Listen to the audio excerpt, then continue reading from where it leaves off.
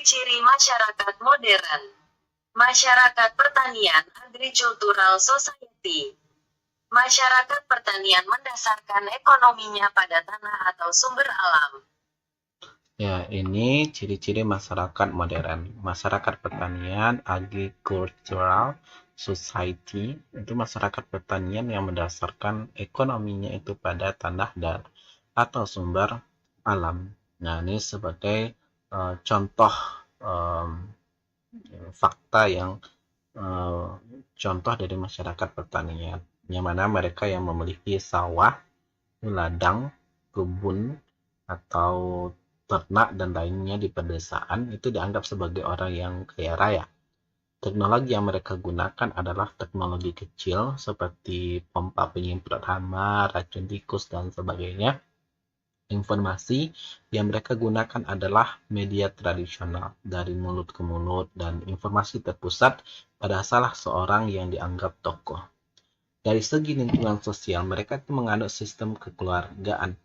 Keluarga yang didasarkan itu pada ikatan darah dan keturunan, serta menetap pada satu lokasi tertentu yang bertempat di suatu wilayah yang tidak berpindah-pindah. Dari segi kejiwaan, mereka selalu komitmen dengan lingkungan dan suasana masa lalu. Banyak yang menggunakan kekuatan yang bersifat irasional, seperti penanganan masalah dengan cara pergi ke dukun, orang yang dianggap sakti, dan sebagainya. Yang kedua, itu adalah masyarakat industri. Masyarakat industri, industrial society. Model dasar usaha masyarakat ini bukan lagi tanah, tetapi peralatan produksi, mesin-mesin pengolah bahan mentah menjadi barang atau makanan yang siap dikonsumsi. Teknologi yang mereka gunakan adalah teknologi tinggi, yang hemat tenaga kerja, berskala besar dan bekerja secara efektif dan efisien. Ya, itu masyarakat industri, industrial society, itu modal dasar usaha mereka itu bukan lagi tanah, berbeda dengan masyarakat yang tradisional, tetapi peralatan produksi atau mesin-mesin pengolah bahan mentah itu menjadi barang atau makanan yang siap dikonsumsi. Teknologi yang mereka gunakan adalah teknologi yang tinggi, yang hemat tenaga kerja. Ini sebagai contohnya yang berskala besar dan bekerja itu secara efektif dan juga efisien. Informasi yang mereka gunakan itu bukan lagi secara dari mulut ke mulut lisan sebagaimana masyarakat tradisional, tetapi sudah menggunakan media cetak atau tulisan yang dapat disimpan oleh siapa saja. Keluarga yang mereka anut adalah keluarga inti, yakni orang tua, suami istri, dan anak keluarga yang hanya mengandalkan pada peran dan fungsi sosial ekonominya saja, dan tidak lagi menganut sistem keluarga besar secara kejiwaan. Manusia pada era industri ini yang diperlukan adalah manusia yang cerdas, berilmu, pengetahuan, menguasai teknologi, dan memandang bahwa segala sesuatu hanya terjadi jika mengikuti hukum alam. Misalnya orang yang ingin kaya harus bekerja keras, mencari uang, dan seterusnya. Bukan dengan cara diam, duduk termenung, menerima nasib yang ditentukan sang dukun atau karena jampi-jampi yang dibacanya. Nah, ini bisa kita lihat dari pekerjaan itu dalam masyarakat industri.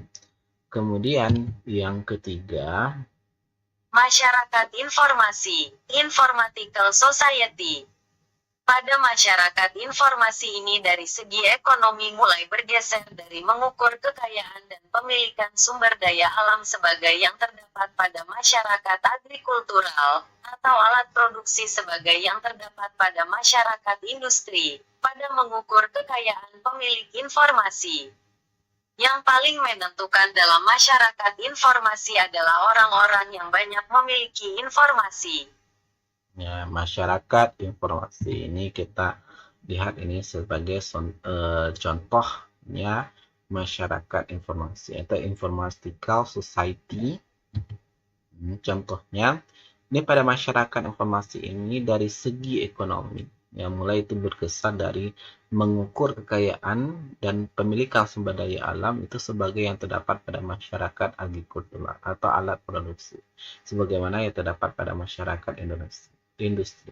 Pada mengukur kekayaan pemilih informasi, yang paling menentukan adalah masyarakat informasi. Nah, karena di sini masyarakat informasi ini yang paling dibutuhkan. Kenapa? Karena adalah mereka itu. Kenapa dibutuhkan? Karena orang-orang yang banyak memiliki informasi. Ya, itu kita lihat ini selanjutnya itu dari segi teknologi, itu masyarakat informasi berbeda dengan masyarakat agrikultural atau industri. Bila masyarakat agrikultural itu bertumpu pada teknologi kecil yang umumnya dapat diperbaiki, dan masyarakat industri menggunakan teknologi besar yang umumnya tidak dapat didaur ulang, maka pada masyarakat informasi ini menggunakan teknologi elektronika, komputer, pengambil alih berbagai profesi pada zaman industri. Pada masyarakat informasi, lebih dari 60% pekerjaan bergerak itu pada bidang jasa informasi. Pemanfaatan informasi tersebut pada tahap selanjutnya itu membawa para perubahan bidang lingkungan sosial. Peran media elektronik yang demikian besar agar menggeser agen-agen sosialisasi yang berlangsung itu secara tradisional. Seperti yang dilakukan orang tua, guru, pendeta, komputer dapat menjadi teman bermain. Orang tua yang akrab, pendeta yang memberi nasihat, ya, atau ustadz yang memberi nasihat. Juga guru-guru agama yang memberi nasihat, ya. Karena kita di Indonesia itu kan ragam agamanya, ya, ini bersifat umum. Juga sewaktu-waktu dapat memberikan jawaban sempurna segera terhadap pernyataan-pernyataan eksistensial dan mendasar. Pada era informasi, orang akan menciptakan keluarga baru yang dihubungkan itu secara elektronis. Kemudian lanjut kepada fungsi akhlak tasawuf itu dalam problematika itu masyarakat modern. Fungsi akhlak tasawuf dalam problematika masyarakat modern. Peran akhlak tasawuf dalam kehidupan masyarakat modern. Akhlak adalah keadaan jiwa yang mendorong melakukan suatu perbuatan secara spontan tanpa pertimbangan dan proses berpikir terlebih dahulu dan tanpa ada unsur paksaan. Dorongan jiwa yang melahirkan perbuatan manusia pada dasarnya bersumber dari kekuatan batin yang dimiliki oleh setiap manusia, yaitu Ya. Akhlak itu adalah keadaan jiwa, ya, sebagaimana yang kita bahas sebelumnya, jiwa yang selalu mendorong sesuatu perbuatan itu secara spontan, ya, tanpa ada pertimbangan, tanpa ada pertimbangan tertentu, tidak bersandiwara, ya, tetapi dan proses berpikir itu terlebih dahulu tanpa ada unsur paksaan. Artinya yang akhlak ini kan sudah menjadi suatu kebiasaan bagi seseorang untuk melakukan sesuatu, ya, seperti itulah akhlak ini. Dorongan jiwa yang melahirkan itu perbuatan manusia yang pada dasarnya itu bersumber dari kekuatan batin yang dimiliki oleh setiap manusia, yaitu yang pertama itu adalah tabiat atau pembawaan. Nah, Bapak jelaskan tabiat dan pembawaan ini, yaitu ini adalah suatu dorongan, ya, suatu dorongan kepada jiwa kita yang tidak dipengaruhi oleh lingkungan manusia, tabiat, tetapi itu disebabkan oleh naluri atau faktor atau warisan sifat-sifat itu dari orang tuanya atau nenek moyangnya. Itulah tabiat atau pembawaan. Yang kedua itu adalah akal pikiran. Akal pikiran ini merupakan dorongan kepada jiwa yang dipengaruhi oleh lingkungan manusia. Nah, kalau tabiat itu tidak dipengaruhi oleh lingkungan manusia, sedangkan kalau akal pikiran itu dipengaruhi oleh lingkungan manusia. Setelah melihat sesuatu, mendengarkan sesuatu, merasakan sesuatu, serta meraba sesuatu, alat kejiwaan yang akal pikiran ini hanya dapat menilai sesuatu yang lahir, yang nyata, yang nampak, Nah, itu akal pikiran. Kemudian yang ketiga itu adalah hati nurani. Hati nurani itu adalah semacam dorongan itu bagi jiwa yang hanya berpengaruh oleh alat kejiwaan, yang dapat menilai hal-hal yang sifatnya abstrak yang batin. Kalau akal pikiran itu hanya melihat yang lahir atau yang nyata saja, sedangkan kalau hati nurani itu dapat menilai sifat-sifat yang abstrak atau yang batin. Ya, karena dorongan ini mendapatkan keterangan ilham itu dari Allah. Nah, sebagaimana Rasulullah itu bersabda, yang artinya, sesungguhnya sholatku, ibadahku, hidupku, dan matiku itu hanyalah untuk Allah dan Rabb semesta alam. Tiada sekutu dan demikianlah aku diperintahkan dan aku bagian orang Islam. Ya Allah, berilah aku amalan yang terbaik dan akhlak yang paling mulia. Tiada yang bisa memberi yang terbaik selain Engkau, dan lindungilah aku dari amalan dan akhlak yang buruk. Tidak ada yang bisa melindungiku dari hal yang buruk selain Engkau. Ya, Sunan An-Nasai itu dinilai hadisnya sahih, benar-benar berasal dari Nabi. Dan tasawuf itu adalah salah satu jalan, itu dari jalan yang telah diletakkan oleh Allah untuk menunjukkan itu kehidupan rohani sesuai dengan ajaran Al-Quran.